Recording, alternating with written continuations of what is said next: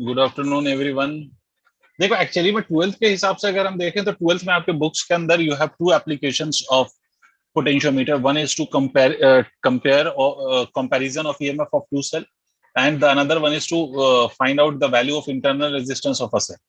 तो बेसिकली अगर आप ट्वेल्थ के बुक के अकॉर्डिंग देखेंगे तो दो एप्लीकेशन दिया हुआ होता है। बट मैं आपको यहाँ पर फिलहाल पहले तो मैं आपको चाहूंगा कि पहले आप किसी भी सेल का जिसका ईएमएफ आपको नोन नहीं है वो कैसे मेजर करते हैं वो समझ लो। अगर वो समझ में आ जाएगा तो बाकी जो दो एप्लीकेशन है ना कि measuring the internal resistance of a cell और comparing the EMF of the two cells, वो ऑटोमेटिकली बहुत आसानी के साथ समझ में आ जाएगी। अगर आपको ये समझ में आ गया कि how do we measure the EMF of cell, तो लिख लो मेजरिंग। मेजरिंग टॉपिक डालो, measuring measuring EMF of a cell. पहला टॉपिक डाल दो, measuring EMF of a cell. Cell का हम ईएमएफ मेजर करेंगे, measuring EMF of a cell. डाल दिया topic, measuring EMF of a cell. Cell का हम क्या मेजर करेंगे, तो we will measure the EMF of a cell. ठीक है भाई, अब कैसे करेंगे, तो for that purpose I will draw the complete circuit of the potentiometer.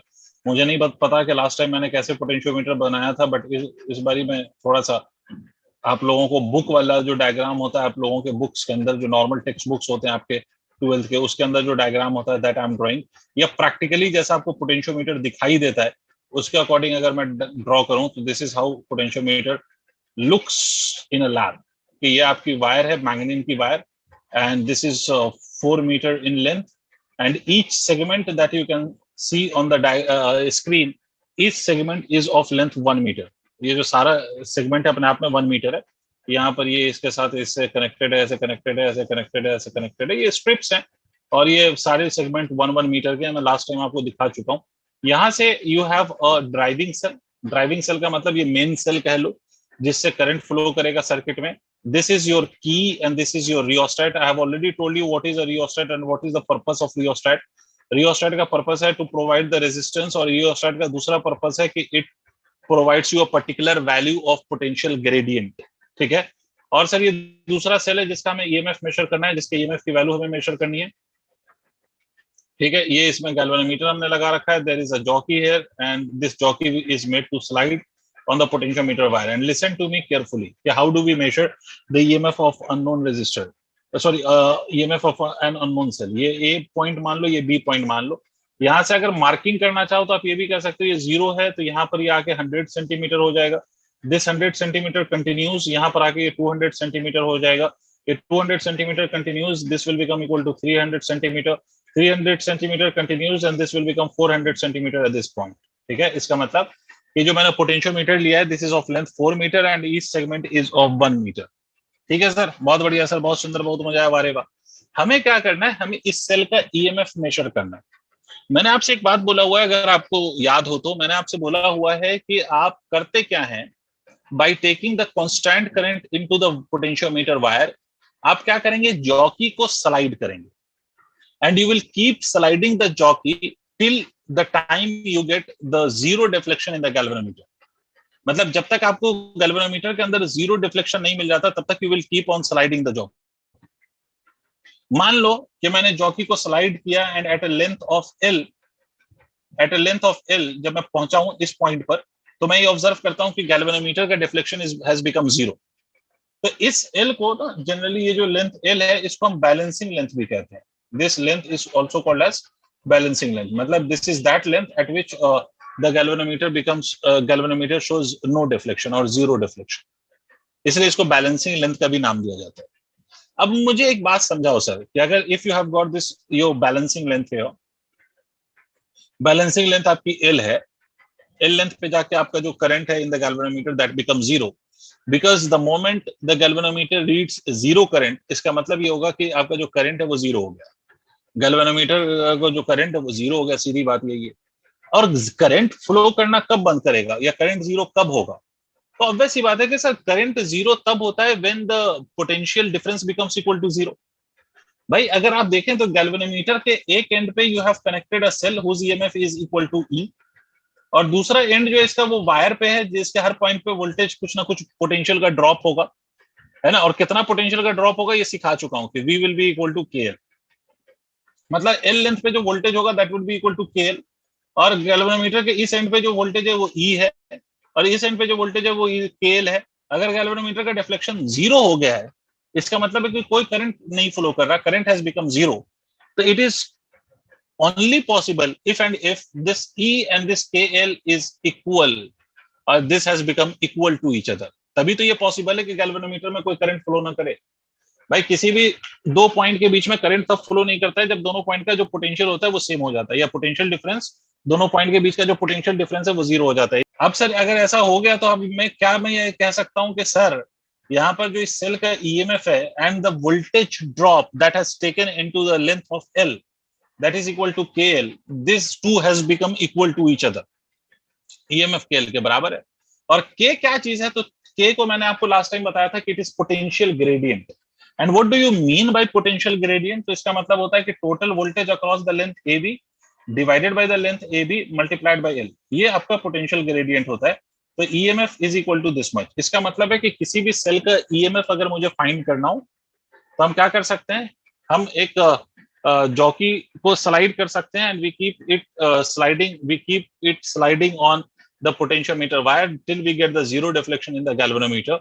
The moment will get the zero deflection, हम ये क्लेम कर सकते हैं कि उस लेंथ में जो वोल्टेज का ड्रॉप हुआ है, पोटेंशियोमीटर के वायर की उस लेंथ में जो वोल्टेज का ड्रॉप हुआ है और जो सेल का ईएमएफ है, they have become equal to each other.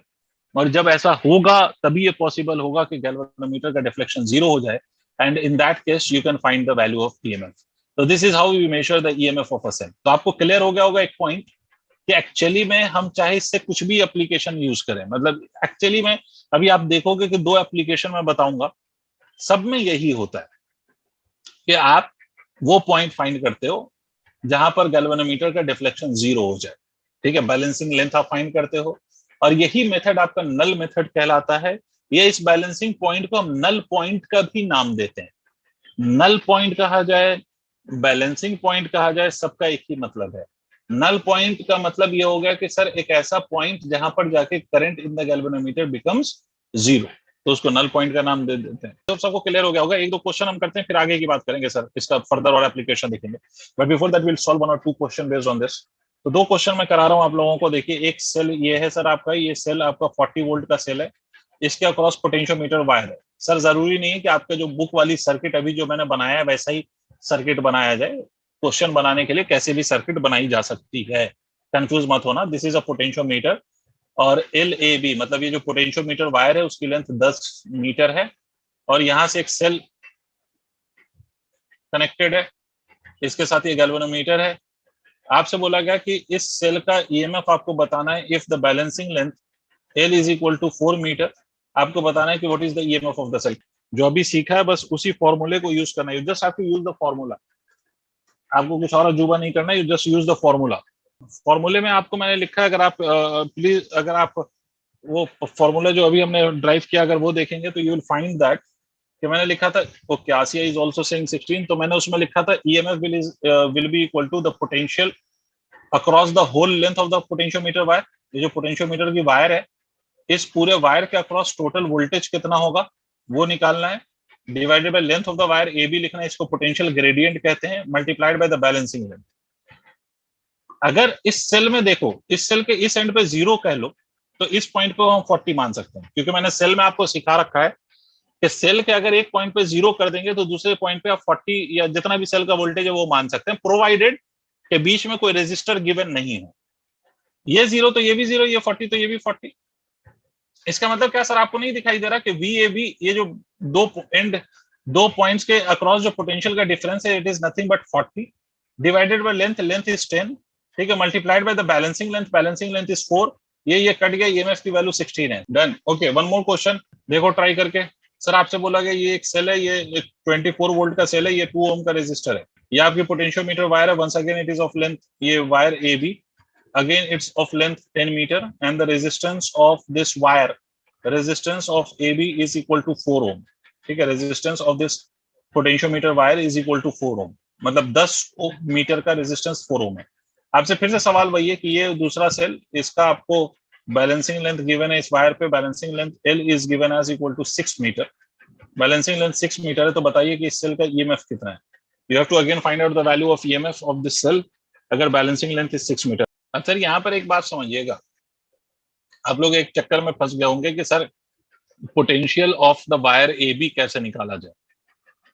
और मैंने एक चीज आपको बार बार बोला है कि आपको जब भी आपको ए बी में कुछ भी निकालना हो, करंट या पोटेंशियल ग्रेडियंट, तो उसका कोई लेना देना इस दूसरे वाले सर्किट के साथ नहीं है। मतलब ये जो ऊपर वाला आपको लूप दिखाई दे रहा है ना, ठीक है, उसी से पोटेंशियोमीटर का लेना देना है, उसमें कितना करंट फ्लो करेगा या नहीं, उसका दूसरे पार्ट से कोई लेना देना नहीं। अब देखिए एक बात आप समझिए कि अगर मैं इसको 0 कहता हूं तो ये वाला तो 0 है, बट इसको मैं 24 नहीं कह सकता। समझ रहे हैं आप क्यों नहीं कह सकता? क्योंकि अब सेल यहाँ 0, तो यहाँ पर भी कुछ वोल्टेज का ड्रॉप होगा, और वो तभी निकलेगा जब करंट पता चले आपको। तो यहाँ पर करंट कितना है वो निकालना पड़ेगा। तो देखिए सर यहाँ पर पोटेंशियल निकालने के लिए इस बात को ऐसे समझो, अगर आप लोगों को नहीं समझ में आया तो इसको अगर ऐसे सर्किट में बना दूं तो आपको क्लैरिटी आ जाएगी कि ये आपका रेजिस्टर है ए बी, इसमें ये सेल लगा हुआ है 24 वोल्ट का, और ये इसका इंटरनल रेजिस्टेंस है 2 ओम का, ठीक है, और ए बी का रेजिस्टेंस कितना है 4 ओम। तो पहले तो आप इस सर्किट में करंट निकाल लो, करंट की वैल्यू क्या होगी, तो that would be equal to 24 divided by 6, that is equal to 4 ampere. भाई करंट जा रहा है 4 एम्पियर का, करंट कितना जा रहा है 4 एम्पियर, तो इसमें वोल्टेज कितना होगा, तो voltage across A B will be equal to current multiplied by the resistance of A B. तो voltage of A B will be nothing but current, current की वैल्यू है 4 into resistance of A B is also 4, तो this will be equal to 16 volt. ये आपका आ गया potential की value. तो अब आप यहाँ पर now you can use the formula of EMF, you can write it as potential gradient which is equal to 16 divided by the current which is 10, sorry, divided by the length which is 10 multiplied by the balancing length which is 6. Did you understand? So 2 3 is the 6, 2 5 is the 10, तो 48/5 जिस बच्चे ने भी ये answer भेजा है वो बिल्कुल करेक्ट। समझ में आया क्या करना पड़ा आपको? इस केस में पोटेंशियल ग्रेडियंट निकालने के लिए आपको टोटल वोल्टेज जो वायर ए बी के अक्रॉस निकालना पड़ेगा, उसको निकालने के लिए पहले आपने करंट निकाला ऊपर वाले सर्किट में, और उसके बाद फिर उससे आपने वोल्टेज निकाला ऊपर उस वायर ए बी में, और उसके बाद अगर किसी को ये सर्किट नहीं समझ में आ रही है कि कैसे निकाला गया है, तो इस सर्किट को ध्यान से देख लो, दे आर आइडेंटिकल, तो उसी से हमने इसका वोल्टेज निकाला। ओके, इसके बाद का टॉपिक डालिए, पोटेंशियोमीटर से रिलेटेड 2 और एप्लीकेशन। नेक्स्ट लिखिए। अब आपको अगर पहला एप्लीकेशन क्लियर है तो सब क्लियर है, ठीक है, अगर आपको पहला एप्लीकेशन क्लियर है तो उसके बाद का हर एप्लीकेशन आपको क्लियर रहेगा, इसमें कोई डाउट वाली बात नहीं है। तो लिखिए comparison of EMF of 2 cell, 2 cell के ईएमएफ का कंपैरिजन हम करेंगे। लिखिए comparison of EMF of 2 cells. EMF का कंपैरिजन मतलब 2 सेल, यहाँ पर अभी क्या किया मैंने एक सेल का ईएमएफ आपको कैलकुलेट कराया। अगर आपको 2 सेल गिवन है, दोनों का ईएमएफ अननोन है, और उसके ईएमएफ को आप कंपेयर करना चाहते हो, कंपेयर करने का मतलब you just have to find out the ratio of EMF of 2 cells. तो उस केस में क्या करोगे, तो उसके लिए आप क्या करना है, देखिए सर ये मान लीजिए कि आपका फिर से पोटेंशियोमीटर की सर्किट, एक बार फिर से सर्किट देख लीजिए, ये पोटेंशियोमीटर की सर्किट जिसमें हम वायर लेंगे ऑफ 4 मीटर इन लेंथ। ये फिर से मैं बिल्कुल एग्जैक्टली वही डायग्राम बना रहा हूँ जो प्रैक्टिकली आपको डायग्राम दिखाई देता है, या जो आपको लैब के अंदर जैसा पोटेंशियोमीटर दिखाई देता है, या बुक के अंदर जो डायग्राम गिवन होता है जनरली, ठीक है। ये आपका driving cell which will be responsible for the current in the potentiometer wire. ये आपका रियोस्टेट, ये एंड ए, ये एंड बी, ठीक है। रियोस्टेट यहाँ से ये ऐसे इस रियोस्टेट के साथ कनेक्टेड है, ये वाला एंड। यहाँ के साथ हम 2 सेल ले रहे हैं, एक ये सेल है हमारा और ये दूसरा सेल है। इन दोनों सेल का we have to compare the EMF. ये E1 मान लो, इस सेल का ईएमएफ, इस सेल का ईएमएफ E1, इस सेल का ईएमएफ E2। हमें इस सेल के ईएमएफ को कंपेयर करना है, we have to compare E1 and E2, ठीक है। ये पॉइंट मान लीजिए यहाँ के साथ एक गैल्वेनोमीटर है और इसके साथ एक जॉकी कनेक्टेड है। ये जॉकी कनेक्टेड है आपका, इसको ए कह लो, इसको बी कह लो और इसको सी कह लो, और ये सेल का ईएमएफ ई कह लो, ये की है सर आपका के, ये रियोस्टेट। आई होप सबको डायग्राम क्लियर। अब करते क्या है इसमें, हमें 2 सेल के जो ईएमएफ को कंपेयर करना है। इसको ईएमएफ को कंपेयर करने के लिए करते क्या है, तो पहले आपसे बोला जाए कनेक्ट ए विथ सी, मतलब सी को कहां पर रखिए, ए, ये जो गैप ए दिखाई दे रहा है इसके साथ आप कनेक्ट करिए। पहले आप सी को कहां कनेक्ट करिए, इसके साथ कनेक्ट करिए, पहली बार इसके साथ कनेक्ट करिए। अगर आप सी को ए के साथ कनेक्ट करेंगे तो मुझे कौन बताएगा कि सी को ए के साथ कनेक्ट करेंगे तो गैल्वेनोमीटर के दूसरे एंड पे किस सेल का ईएमएफ कंसीडर करोगे आप? सेल E1 का ईएमएफ कंसीडर करोगे या E2 कंसीडर करोगे? E1 E1 ऑब्वियसली बात है, गैल्वेनोमीटर का जो वो वाला एंड है जो सेल्स के साथ कनेक्टेड है, उस पर जो ईएमएफ होगा वो E1 होगा। अब क्या करना है, आप फिर से आपको जॉकी को स्लाइड करना है, और तब तक स्लाइड करना है जब तक आपको नल पॉइंट नहीं मिल जाता, मतलब आपको वैसी लेंथ नहीं मिल जाती जहां पर पहुंच के गैल्वेनोमीटर का डिफ्लेक्शन 0 हो जाए। मान लो कि late balancing length is L1, इस बारी बैलेंसिंग लेंथ इज L1, आपका L1 बैलेंसिंग लेंथ है। तो इस केस में मैं ये कह सकता हूं ना कि L1 लेंथ में जो वोल्टेज का ड्रॉप हुआ है और जो E1 जो सेल का ईएमएफ है, ये दोनों आपस में इक्वल होंगे, तभी तो गैल्वेनोमीटर का डिफ्लेक्शन 0 हुआ होगा। फिर से रिपीट कर रहा हूं, सुनो। गैल्वेनोमीटर का एक एंड E1 के साथ कनेक्टेड है और दूसरा एंड कहां पर है, पोटेंशियोमीटर की वायर पर। तो पोटेंशियोमीटर वायर के लेंथ L1 में जो वोल्टेज है और जो सेल E1 का जो ईएमएफ है, ये दोनों एग्जैक्टली इक्वल हो गए होंगे, तभी गैल्वेनोमीटर का करंट 0 हो गया होगा।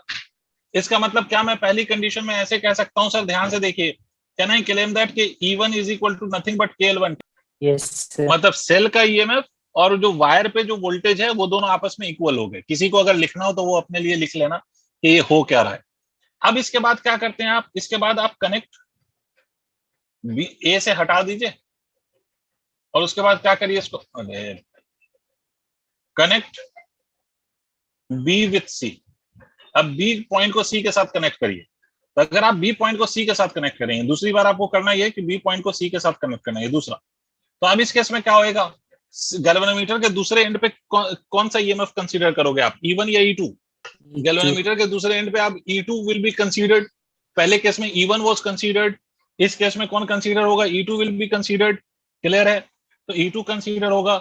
मान लीजिए कि इस बार फिर से हम जॉकी को स्लाइड करेंगे और मान लीजिए कि late balancing length is L2। इस बारी जो बैलेंसिंग लेंथ है वो मान लीजिए कि L2 है। मतलब ये जो बैलेंसिंग लेंथ है यहाँ से ऐसे ऐसे ऐसे खुपच, ये मान लीजिए कि ये बैलेंसिंग लेंथ L2 है। ठीक है, ये L2 is the new balancing length. तो क्या मैं इस केस में ये क्लेम कर सकता हूँ कि E2 is nothing but is equal to KL2? भाई जो ईएमएफ की वैल्यू होगी वही, जब पोटेंशियोमीटर वायर के अक्रॉस भी वोल्टेज वही होगा जो सेल का ईएमएफ है, तो उस केस में गैल्वेनोमीटर का डिफ्लेक्शन 0 हो जाएगा, मतलब गैल्वेनोमीटर में कोई करंट फ्लो नहीं करेगा।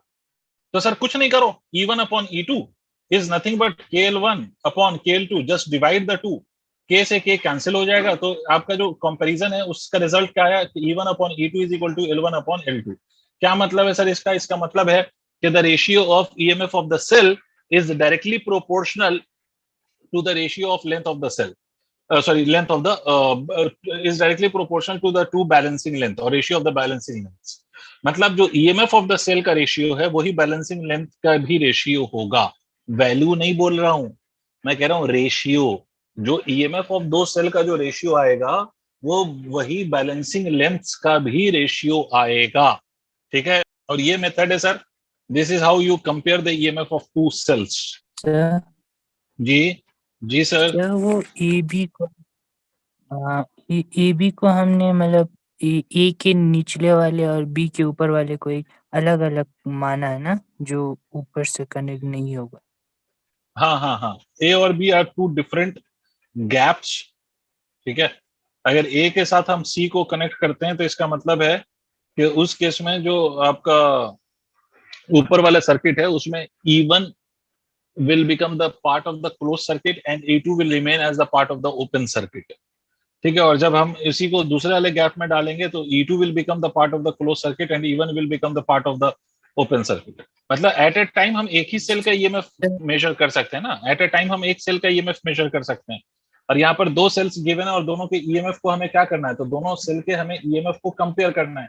बट एट ए टाइम हम कितने सेल का ईएमएफ मेजर कर सकते हैं, तो we can only measure the EMF of one cell at a time. ठीक है, तो एक एक सेल को वन बाय वन हम कैसे मेजर करें, उसके लिए हमने क्या किया, भाई दोनों सेल कनेक्टेड है बट एक पहले हमने गैल्वेनोमीटर को E1 के साथ कनेक्ट कर दिया तो E1 बैलेंस हो जाएगा। उसी तरह से दूसरी बार गैल्वेनोमीटर को E2 के साथ कनेक्ट कर दिया तो E2 बैलेंस हो जाएगा। ठीक है शिवांग भाई? सर अगर वो गैप ना हो कि पूरा एक वायर से कनेक्ट होता है तो हम इक्विवेलेंट ईएमएफ का बराबर लेते हैं ना। नहीं, हाँ तभी इक्विवेलेंट लेते।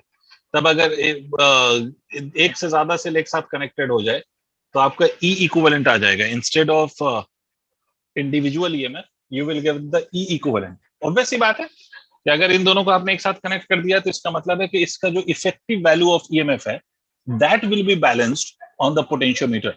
चलिए सर आगे बढ़ते हैं, नेक्स्ट लिखिए, measuring internal resistance, measuring internal resistance of a cell, मतलब now I'll be using potentiometer to measure the internal resistance of the cell, measuring internal resistance of the cell, topic डालिए measuring internal resistance of the cell, internal resistance हम measure करेंगे cell का, ठीक है, उसके बाद एक दो क्वेश्चन हम देखेंगे तो कैसे हम internal resistance measure करते हैं। इसका मतलब है कि with the help of the potentiometer you can do two things, you can measure the EMF of the cell and you can measure the internal resistance of the cell, ठीक है। तो basic use तो यही है कि आप दो काम कर सकते हैं, उसका दो एप्लीकेशन है। एक एप्लीकेशन ये है कि आप इंटरनल रेजिस्टेंस को मेजर कर लेते हैं और दूसरा एप्लीकेशन ये है कि आप ईएमएफ ऑफ द सेल को मेजर कर लेते हैं। तो अब हम दूसरे एप्लीकेशन पे बात कर रहे हैं, ध्यान से सुनिए। किसी भी सेल के हम इंटरनल रेजिस्टेंस को मेजर कर सकते हैं यूजिंग द पोटेंशियोमीटर। तो मान लीजिए कि सर ये आपका ये वो सेल है जिसका internal resistance small r is to be measured, ठीक है। इस सेल का ईएमएफ कुछ होगा, मान लीजिए E, let me call this as ये ई डैश मान लो, उसको ई मान लो। यहाँ के साथ हम एक रेजिस्टेंस बॉक्स कनेक्ट कर रहे हैं, ये कोई भी रेजिस्टर हो सकता है या रेजिस्टेंस बॉक्स हो सकता है। प्रैक्टिकली हम रेजिस्टेंस बॉक्स कनेक्ट करते हैं ताकि हम कई बार एक ही एक्सपेरिमेंट को कई बार कर सकें। मतलब क्या है कि अगर मान लो कि ये रेजिस्टेंस बॉक्स नहीं लगा के मैं एक रेजिस्टेंस ले लेता 10 ओम का, तो इसका मतलब है कि इंटरनल रेजिस्टेंस जो मेजर होगा वो एक ही बार मेजर कर सकते हैं हम जब रेजिस्टेंस हमारा 10 ओम हो। लेकिन अगर मैंने रेजिस्टेंस बॉक्स ले लिया तो resistance box gives you variety of the resistances. Variety means it gives you the different values of resistance, you can take different resistance at a times। जैसे एक बार 10 ओम निकाल के इंटरनल रेजिस्टेंस मेजर करके देखा, फिर उसी तरह से 5 ओम का रेजिस्टर निकाल के देख लिया। एक ही एक्सपेरिमेंट को हम बार बार करके अपने आंसर्स को कंफर्म कर सकते हैं, ठीक है। तो ऐसे इसलिए रेजिस्टेंस बॉक्स हम प्रैक्टिकली कनेक्ट करते हैं। यहाँ से ये ऐसे, ये ऐसे, ये यहाँ से ये अपना फिर से वही गैल्वेनोमीटर, वही सारा तामझाम, ये गैल्वेनोमीटर और फिर से वही जॉकी और फिर से वही खेले कि जॉकी ही स्लाइड करेगी। भाई काम यही है कि जॉकी को स्लाइड करना है, जॉकी स्लाइड करके अपन करंट वरेंट देखेंगे, ठीक है। तो देखिए अब मान लीजिए कि क्या है, यहाँ पर एक की है जो मैं बनाना भूल गया, यहाँ पर भी एक की है, इसको मैं K2 कह देता हूं and let me call this as key K1। दो की मान लीजिए, एक की का नाम K2 और दूसरे की का नाम K1, ठीक है। ये डायग्राम नोट करिए। अब देखिए सर इस केस में हम करते क्या है, इससे पहले कि मैं इसको सिखाऊं उससे पहले मुझे एक बात बताओ, जल्दी से बताना, एकदम रफ्तार तेज, क्योंकि सर ये एक रेजिस्टर है, ये सर आपका एक सेल है, ये इसका इंटरनल रेजिस्टेंस है, ये आपका स्विच है। अगर मैं स्विच को ओपन रखूं, तो स्विच को ओपन रखूंगा तो क्या will there be any current in the circuit? Tell me yes और नो। No sir. अगर करंट सर्किट में फ्लो नहीं करेगा तो हम ये कह सकते हैं कि terminal potential difference will be exactly equal to the EMF of the cell. इसका मतलब ये होता है कि अगर सर्किट ओपन है, इसका मतलब कि if there is no current in the circuit, तो उस केस में आप ये कह सकते हो कि हम सेल का क्या मेजर होगा, हमें ईएमएफ मेजर होगा। बट अगर मान लीजिए कि आपने इसी स्विच को क्लोज कर दिया, if you close the switch, तो उस केस में जब आप मेजर करोगे तो इस सेल के अक्रॉस जो आपको वोल्टेज मिलेगा that will not be the EMF, rather it would be terminal potential difference। फिर से रिपीट कर रहा हूं कि अगर सेल के थ्रू करंट फ्लो करे तो आपको आउटसाइड द सेल जो सेल का वोल्टेज मिलता है उसको टर्मिनल पोटेंशियल डिफरेंस कहते हैं। और अगर सेल में करंट फ्लो नहीं कर रहा है तो आउटसाइड द सेल जो आपको वैल्यू ऑफ वोल्टेज मिलेगा सेल का, वो ईएमएफ ऑफ द सेल कहलाएगा। अब देखिए करना क्या है आपको, कीप पहले पोजीशन, कीप K2 ओपन। अगर मैं K2 को ओपन रखूं, ध्यान से सुनिएगा, अगर मैं K2 को ओपन रखूं तो मुझे इस सेल का, ये जो ऊपर वाला सेल है जिसका ईएमएफ ई है, इस सेल का मुझे टर्मिनल पोटेंशियल डिफरेंस मिलेगा या ईएमएफ कंसीडर किया जाएगा? अगर मैंने उस K2 को ओपन रखा है, क्लोज नहीं किया है, तो इस वाले पार्ट में कोई करंट फ्लो करेगा क्या? Will there be any current in the circuit? आप लोगों को मेरी बात समझ में आ रही? अगर आप K2 को ओपन रखेंगे तो ऊपर वाले लूप में कोई करंट फ्लो नहीं करेगा, and as long as you don't have any current in the upper loop, इसका मतलब है कि you will be just getting the EMF of the cell, you will not be getting the terminal potential difference of that cell। तो आपको इस cell का क्या मिल रहा होगा, तो इस सेल का आपको ईएमएफ मिल रहा होगा। शायद आपको मेरी बात समझ में आ गई हो। अब क्या करते हैं, आप जॉकी को स्लाइड करिए, let balancing length is L1, let balancing length is L1। ये मान लीजिए ये बैलेंसिंग लेंथ L1 है। मुझे एक बात बताओ कि L1 लेंथ का जो वोल्टेज है, L1 लेंथ में जो पोटेंशियल का ड्रॉप है, उस वो किसको बैलेंस कर रहा है, सेल के ईएमएफ को या सेल के टर्मिनल पोटेंशियल डिफरेंस को? ईएमएफ को। तो इसका मतलब पहले केस में मैं ये लिख सकता हूं कि EMF is equal to KL1, this is the first point. उसके बाद क्या करिए, क्लोज K2, K2 को बंद कर दीजिए आप। अब K2 को अगर आपने बंद कर दिया, तो अब इस ऊपर वाली सर्किट में मुझे बताइए करंट फ्लो करेगा या नहीं करेगा? करेगा। करेगा। तो अगर करंट फ्लो करेगा तो अब क्या मिलेगा हमें, ईएमएफ या terminal potential difference? Terminal potential difference. अब फिर से करना क्या है, फिर से आपको जॉकी को स्लाइड करना और तब तक स्लाइड करना जब तक आपको बैलेंसिंग लेंथ नहीं मिल जाता। मान लीजिए इस बारी जो बैलेंसिंग लेंथ है दैट इज एट L2 मान लेते हैं, ठीक है। तो new balancing length is at L2, new balancing length is L2। नया वाला जो बैलेंसिंग लेंथ है वो कितना हो गया, वो L2 हो गया। तो अब मैं ये कह सकता हूं कि द सेल हैज, या terminal potential difference of the cell is balanced by the potential drop in a length of L2 and hence it will be written as KL2. This will be my second equation. मतलब अब मैं ये कह सकता हूं कि भाई इस सेल का जो पोटेंशियल डिफरेंस है वो टर्मिनल पोटेंशियल डिफरेंस वो किससे बैलेंस हो गया है, तो that is balanced by the potential drop across the length of the wire of length L2। मतलब L2 length of the wire में जो वोल्टेज का ड्रॉप हुआ है उसने किसको बैलेंस कर लिया, तो उसने इस बारी किसको बैलेंस किया, तो उसने बैलेंस किया टर्मिनल पोटेंशियल डिफरेंस को। पहली बार वो किसको बैलेंस कर रहा था, तो first time it balanced EMF of the cell, because आपकी जो स्विच थी वो ओपन थी। इस बार इस स्विच को हमने क्लोज कर दिया, तो it would be balancing the terminal potential difference. अब कुछ नहीं करिए सर, दोनों इक्वेशन को डिवाइड कर दीजिए। तो E divided by V will be equal to KL1 upon KL2, K and K will cancel out. E को हम ऐसे भी लिख सकते हैं, याद करिए V is equal to E minus of IR होता है, तो E को हम V प्लस ऑफ IR लिख सकते हैं sir. V plus of IR divide by V is equal to L1 upon L2। अगर थोड़ा ठीक से देखो तो V को आप I इंटू कैपिटल R लिख सकते हैं। यहाँ पर R क्या होगा, तो ये जो रेजिस्टेंस बॉक्स से आप रेजिस्टेंस लोगे वही आ रही है, ठीक है। Terminal potential difference plus of I small r divide by I into capital R is equal to L1 upon L2। I and I will cancel out everywhere, तो ये हो जाएगा 1 plus of small r by capital R is equal to L1 upon L2। तो यहाँ से आप small r की value को क्या लिख सकते हैं, L1 upon L2 minus of 1 multiplied by R. This is the formula to get the value of internal resistance of the cell. This is how you get the internal resistance of the cell. देखो दोनों cases में या in every case either you measure the value of the EMF of the cell or you measure the value of internal resistance of the cell, आपने सारे case में एक ही काम किया है सर, आपने वो बैलेंसिंग पॉइंट ऑब्टेन किया है जिस पर हमारे गैल्वेनोमीटर का करंट कितना हो जाए, 0 हो जाए। और once you have got that balancing point, तो आपने ये क्लेम किया है कि सर हमारा बैलेंसिंग पॉइंट अगर ऑब्टेन हो रहा है, इसका मतलब है कि दोनों एंड ऑफ द गैल्वेनोमीटर पे जो वोल्टेज की वैल्यू है वो सेम हो गई है, तभी करंट 0 होगा। आपने ये क्लेम किया है and this is how you have got the result either for the EMF or for the internal resistance. So we'll solve one or two question based on this, उसके बाद आगे बात करते हैं। तो सर एक क्वेश्चन है which was asked in CBSE in 2012, उस क्वेश्चन को हम आपके साथ डिस्कस कर लेते हैं।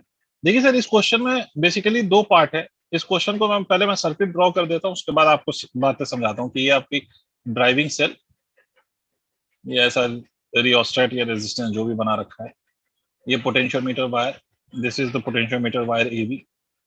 इसमें दो सिचुएशंस आपको दिए हुए हैं, दो सेल्स हैं। पहली बार इन दोनों सेल को इस तरह से कनेक्ट किया गया है with the same polarity connected together. ये पहला केस है, ये केस नंबर 1 है।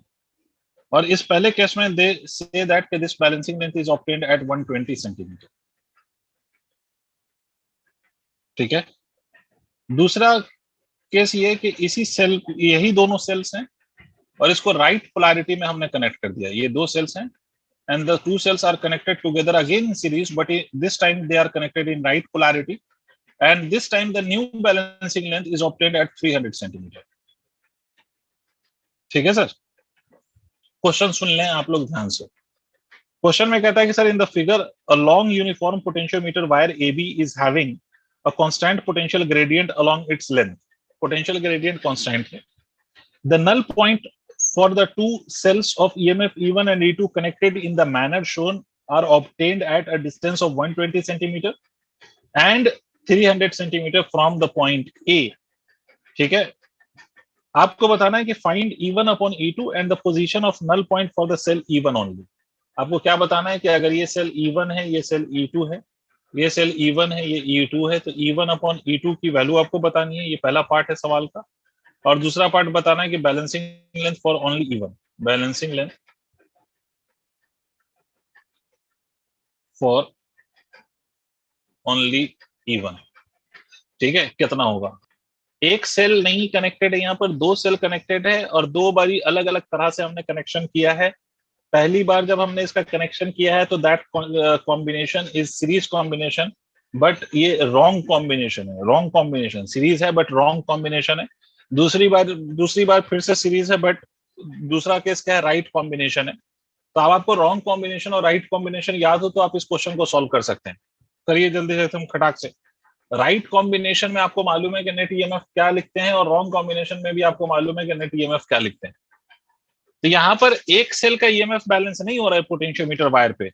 यहाँ पर the equivalent EMF is being balanced at two different points. Equivalent EMF balance हो रहा है सर यहाँ पर। दो बच्चों का आंसर आ गया 7:3 या 7/3 की बात है। तो यस, बिल्कुल सही आ रहा है। जिनका भी आंसर 7/3 आ रहा है, दैट्स द करेक्ट आंसर। चलो भाई, मैं बाकियों के लिए कर देता हूँ। पहले केस में आप क्या लिखेंगे? पहले केस में देखिए, पहले केस में आप जो बैलेंस कर रहे होंगे at a length of 120 centimetre, तो आप क्या बैलेंस कर रहे होंगे? E1 माइनस ऑफ E2 को बैलेंस कर रहे होंगे at a length of 120 centimetre, जिसको हम 120 के लिख सकते हैं। I am not converting this centimetre into metre because दोनों ही में कन्वर्ट करोगे फाइनली वो कैंसिल ही हो जाएगा। तो that is why I am just keeping it in centimetres. ये पहली इक्वेशन। दूसरी equation sir, E1 plus of A2 अगर आप देखें तो that is being balanced at a length of 300। तो 300 के ये दूसरी इक्वेशन आप लिख सकते हैं। ये these are the two equations. Clear है सर? अब इस केस में आपको एक बात पता है सर, E1 प्लस E2 और ये आपको पता चल गया। इन दोनों से अगर आप सॉल्व करेंगे, दोनों को ऐड कर दीजिए। अगर आप ऐड करेंगे तो E2 will cancel out. 2E1 will be equal to कितना? 420K। तो E1 की वैल्यू कितनी हो जाएगी? E1 की वैल्यू हो जाएगी 210। ये E1 की वैल्यू आ गई। क्लियर? इसी तरह से अगर आप E2 की वैल्यू निकालेंगे तो E2 की वैल्यू जो आएगी वो 90K आएगी। तो E1 अपॉन E2 का अगर आप रेशियो ले लें तो 210 divided by 90 K and K cancel out, 0 0 cancel out, 3 7 21, 7/3। This is your answer. और E1 का सिर्फ बैलेंसिंग लेंथ पूछा है, तो E1 की जो बैलेंसिंग लेंथ होगी वो कितनी होगी? तो देखो E1 की बैलेंसिंग लेंथ क्या होगी? तो ये देखो, E1 इज इक्वल टू आपने क्या लिखा है? 210K, है ना? ये तो लिखा है आपने। और ये 210 क्या चीज है? तो 210 ही तो बैलेंसिंग लेंथ है। तो balancing length of E1 is equal to what? Balancing length of E1 is simply equal to 210 centimetre. Is it clear? Is the question and the solution is clear to all? Please respond. Yes, कुछ sir. बच्चों ने तो कर भी लिया था। एक और क्वेश्चन पे आते हैं, उसके बाद फर्दर हम आगे का डिस्कशन करेंगे। एक और question, the last question, and this is the last thing related to the potentiometer. एक और क्वेश्चन करा रहा हूं सर, मैं इसको इरेज कर रहा हूं। सर क्वेश्चन कहता है when a resistor of 5 ohm is connected across cell. इस क्वेश्चन को लिखना पड़ेगा आपको। एक क्वेश्चन लिख लीजिए। when a resistor of 5 ohm is connected across cell, its terminal potential difference is balanced by 150 centimeter, and when resistor of 10 ohm is connected, the terminal potential difference is balanced by 175 centimeter. Find the internal resistance. सेल का आपको internal resistance बताना है। What will be the value of the internal resistance of the cell? चलिए sir, question note कर लिया हो आप लोगों ने तो बताइए। इसमें थोड़ा सा दिमाग लगेगा, इसलिए मुझे बताना पड़ेगा इस पॉइंट को। ये जो क्वेश्चन में जो चीजें गिवन है, इसमें मुझे चीजें बतानी पड़ेंगी।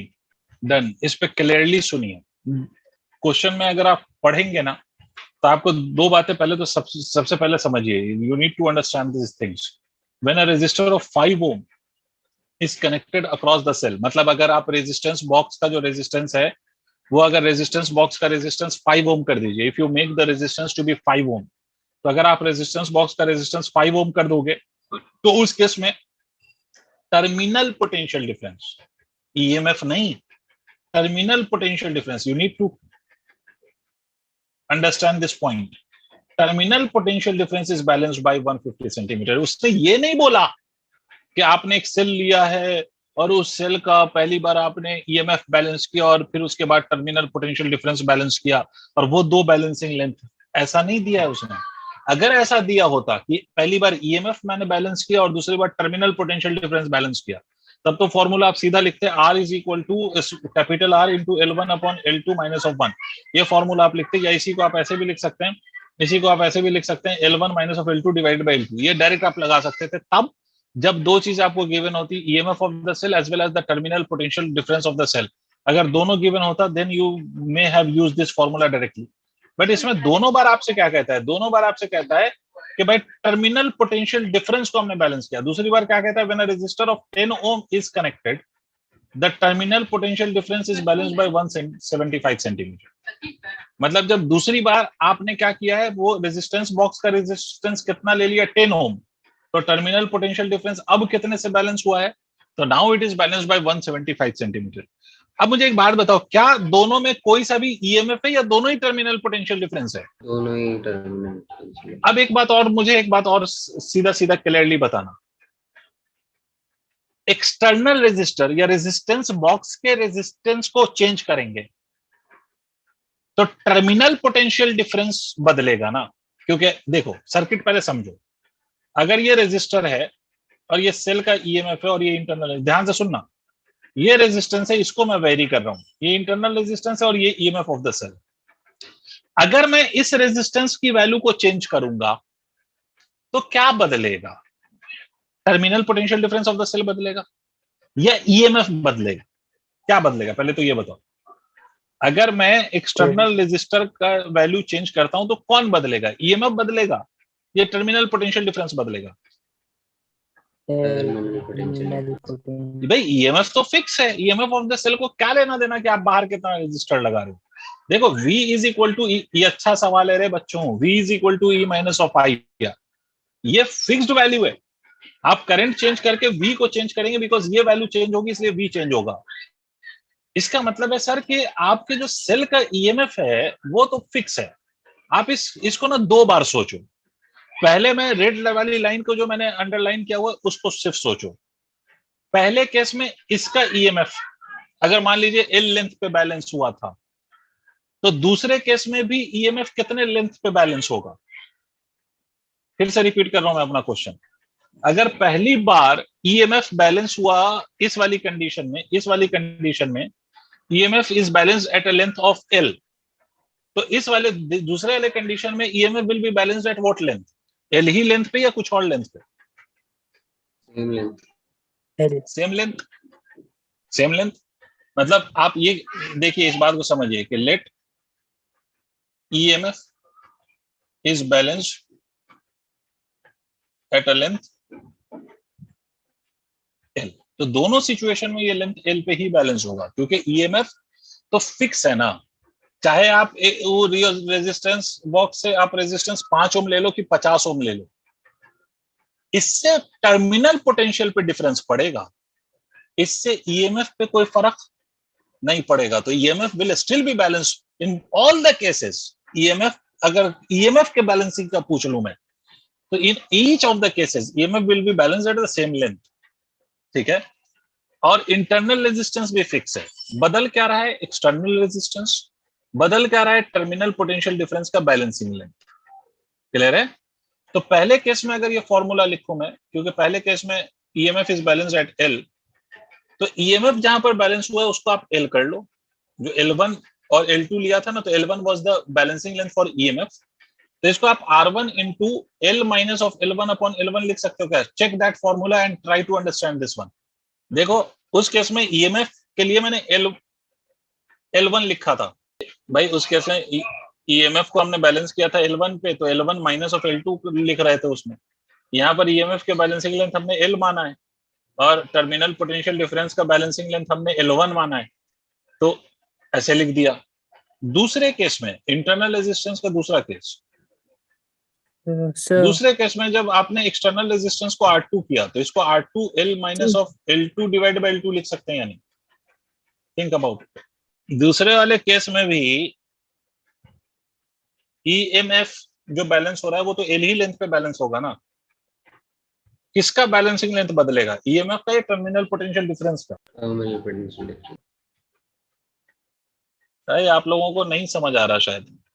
अरे ये दोनों केस समझ में आया, बोलना भाई यार, अरे सबको क्लियर है ये? सर वो फॉर्मूला में वो था ना, हाँ बोलिए। जहाँ पे ईएमएफ बैलेंस हो रहा था, हाँ तो ऊपर वाले में L2 L माइनस L2 नहीं होगा सर। क्या हो रहा था वहां पर? अरे वो जो इंटरनल सर रेजिस्टेंस जो का फॉर्मूला L1 लिखा था है ना, वो क्या लिखा है आपने? L1 by L1 L2 was minus 1 balancing into R। ये L2 माइनस L1 था या L1 माइनस L2 बाय क्या था? L1 bye L2 minus 1। L1 bye L2 minus 1 था ना, तो L1 bye L2 minus of 1 को अगर हम सॉल्व करेंगे तो क्या आएगा, L1 minus of L2 divide by L2 नहीं आएगा?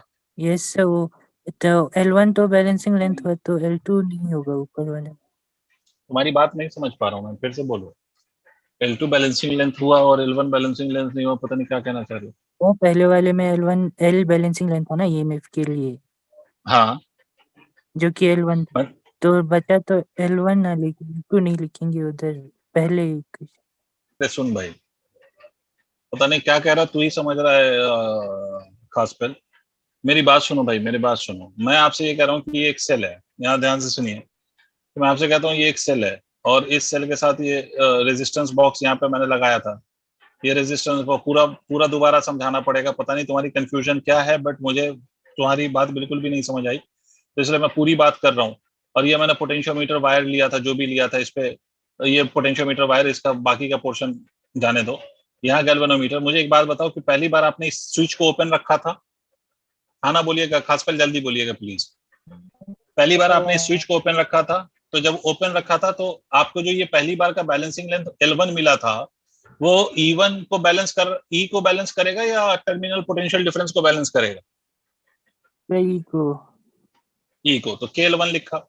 इस दूसरी बार इस स्विच को क्लोज कर दिया और ये बैलेंसिंग लेंथ मान लीजिए L2 मिला, तो ये बैलेंसिंग लेंथ अगर L2 मिला तो ये V बराबर क्या लिखा जाएगा, V बराबर KL2 लिखा जाएगा। दोनों का आपस में डिवाइड करिए। तो हमने आपसे बोला था कि E बाई V करिएगा, तो E को हम क्या लिख सकते हैं, E को हम लिख सकते हैं V प्लस ऑफ IR। तो इसको अगर हम V प्लस ऑफ IR लिख दें, divide by V is equal to L1 upon L2 हो जाए। जी समझ आया सर। तो इसको आप क्या लिखेगा, इसको आप लिखेगा IR plus of IR divided by I into capital R is equal to L1 upon L2 लिखिएगा। I से I कैंसिल हो गया, तो ये 1 plus of small r capital R divide by L1 upon L2 लिख लीजिएगा। तो स्मॉल r की वैल्यू क्या लिखिएगा, L1 upon L2 minus of 1 multiplied by R लिखिएगा या नहीं? टेल मी यस और no. Yes.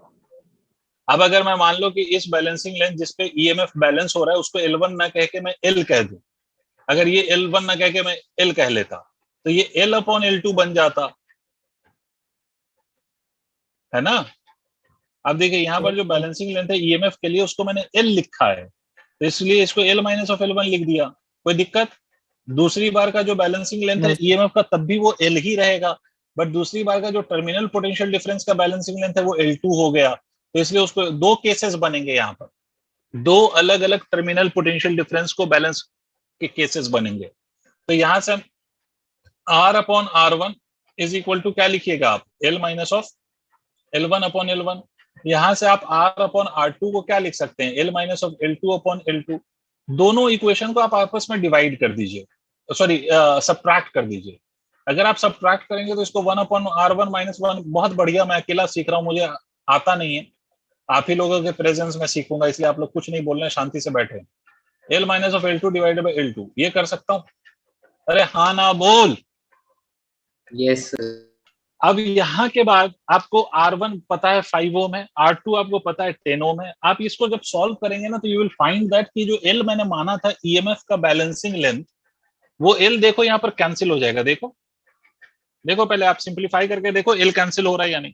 Please simplify it. Yeah, beta, simplify. Please simplify it and see whether L is getting cancelled out or not. L unknown है, L is not given in the question. मतलब EMF कितने length पे balance हुआ है वो आपको question में नहीं गिवन है, तो देखो वो कैंसिल हो रहा है या नहीं हो रहा है।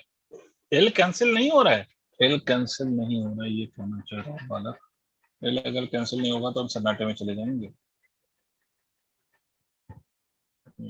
ये स्क्वायर फॉर्म बन रहा है, राइट, ठीक है। तो L कैंसिल होता हुआ हमें दिखाई नहीं दे रहा है, कहाँ पर गलती है देखते हैं। एक काम करो, L को तो कैंसिल करना ही पड़ेगा because L is unknown to us.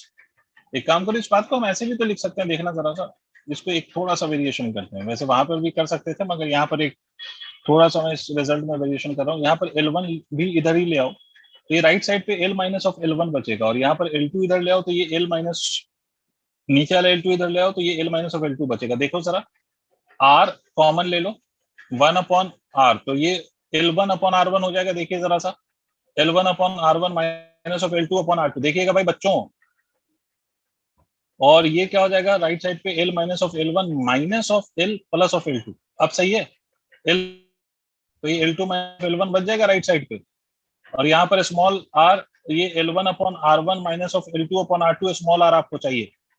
Sir L उड़ गया बच्चों मेरे लाल?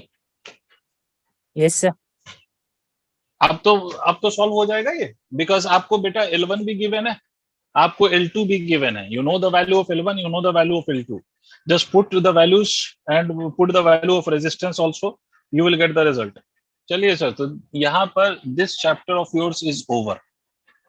ये वाला जो चैप्टर है आपका, चैप्टर का क्या नाम था, इलेक्ट्रिक करंट या करंट इलेक्ट्रिसिटी, ये वाला चैप्टर आपका ओवर हो गया। यहाँ पर we have done meter bridge, we have done potentiometer, तो hence this chapter is over now।